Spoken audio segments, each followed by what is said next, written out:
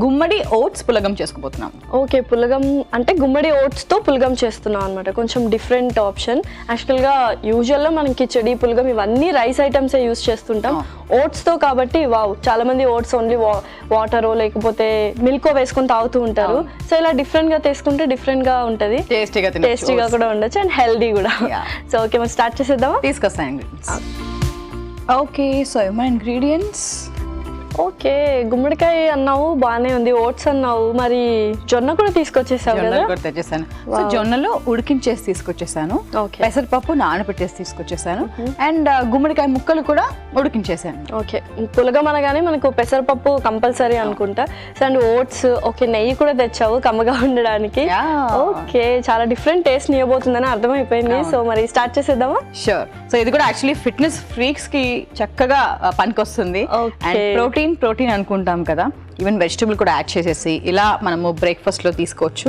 లేదు ఇప్పుడు ఆ ఎగ్స్ తిన్నారు అంటే లంచ్లో ఒకవేళ లేదా డిన్నర్లో ఒకవేళ లైట్గా తీసుకోవాలి అనుకుంటే మాత్రం ఇలా ప్లాన్ చేస్తే బ్యాలెన్స్డ్గా ఉంటుంది అనమాట. Okay, done. అండ్ నాకు డౌట్, గుమ్మడి కొంచెం వేడి చేస్తుంది అంటారు కదా, సో కొంచెం క్వాంటిటీ తీసుకుంటే బెటర్ అంటారా? ఏం లేదు అట్లా, అలా ఏం లేదా? చాలా మంది చెప్తారు అట్లా గుమ్మడికాయ కొంచెం వేడి చేస్తుంది అని. కాకపోతే ఏంటంటే మనము పెరుగు మజ్జిగ నీళ్లు బాగా చక్కగా తీసుకున్నాము అంటే ప్రాబ్లం. సో హైడ్రేటెడ్గా ఉంటే it's okay, fine. Okay, so ingredients వచ్చేసాయి, మరి స్టార్ట్ చేసేద్దామా? షూర్. ఓకే ఓకే, సో ముందుగా నెయ్యి వేస్తున్నాను. సో నెయ్యి వేసినప్పుడు ఆ ఫ్లేవర్ అంతా చాలా డిఫరెంట్గా ఉంటుంది అండ్ చాలా బాగుంటుంది కూడా. అండ్ అల్లం ముక్కలు కూడా వాడుతున్నాము. సో ఇక్కడ ఏంటంటే మనకి ఇమ్యూనిటీ పెంచడానికి గుమ్మడికాయ ముక్కలు మాత్రమే కాదు, అల్లం ముక్కలు అండ్ ఈవెన్ ఈ ప్రోటీన్స్ అయితే మనము పెసరపప్పు తెచ్చుకున్నాము, అది కూడా చాలా మంచిది. ఓకే ఓకే, సో ముందుగా అల్లం ముక్కలు వేసేస్తున్నాను, జీలకర్ర. సో అల్లం వేగానే ఆ ఫ్లేవర్ మొత్తం ఎన్ని ఇంగ్రీడియంట్స్ ఉన్నా ఇది చాలా డామినేట్ చేసేస్తుంది ఆ ఫ్లేవర్. నేతిలో కూడా కదా, నేతిలో ఇంకా బాగుంటుంది యాక్చువల్లీ. ఓకే, పచ్చిమిరపకాయ ముక్కలు. ఓకే,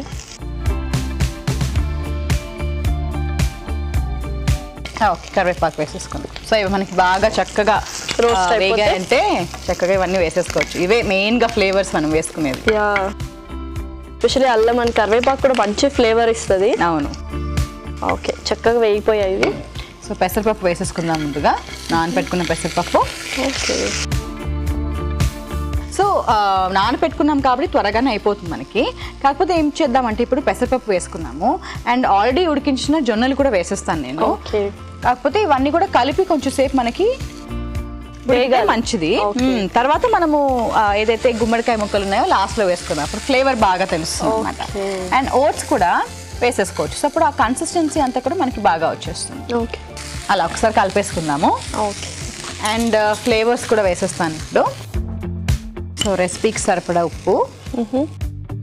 అండ్ ఓట్స్ అసలు వేగన అవసరం లేదు, ఎక్కువ త్వరగానే కుక్ అయిపోతాయి కాబట్టి జస్ట్ పసుపు.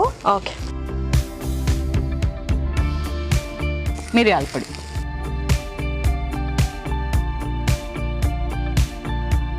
యాక్చువల్గా మూంగ్ దాల్ లాగా అనిపిస్తుంది, పెసరపప్పు కదా, ఫ్రైడ్ కదా. ఇక్కడ జస్ట్ కొంచెం ఇలా నెయ్యిలో కూడా మనము నానపెట్టేసుకుని పెసరపప్పుని వేయించేసుకున్నాం అంటే అదే ఇంకొక స్నాక్ అయిపోతుంది. కరెక్ట్. అండ్ ఇది కూడా తీసేసుకోవచ్చు స్నాక్ లాగా కదా. ఇప్పుడు కొంచెం నీళ్ళు పోసుకుందాం. ఓకే, పులగంకి మనకి వచ్చే కన్సిస్టెన్సీ.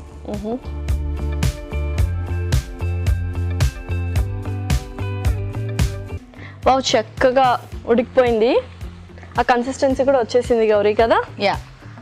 పర్ఫెక్ట్. సో ఇప్పుడు గుమ్మడికాయ ఆల్రెడీ ఉడికించిన గుమ్మడికాయ ముక్కలు కూడా వేసేస్తున్నాను.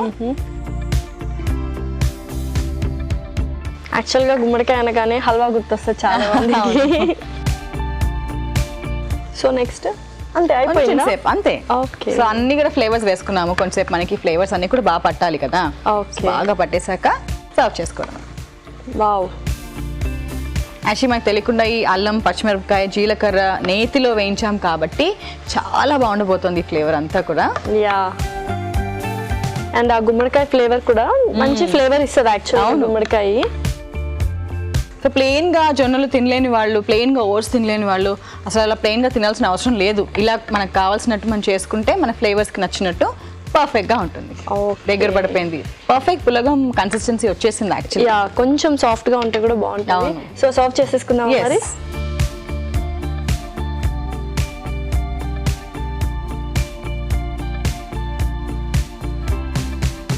కొంచెం లిక్విడ్ కన్సిస్టెన్సీ ఉన్నా కూడా బాగుంటుంది యాక్చువల్గా, పులగంకి అలా ఉంటేనే చాలా బాగుంటుంది.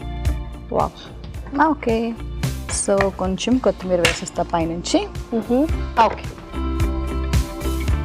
ఓకే,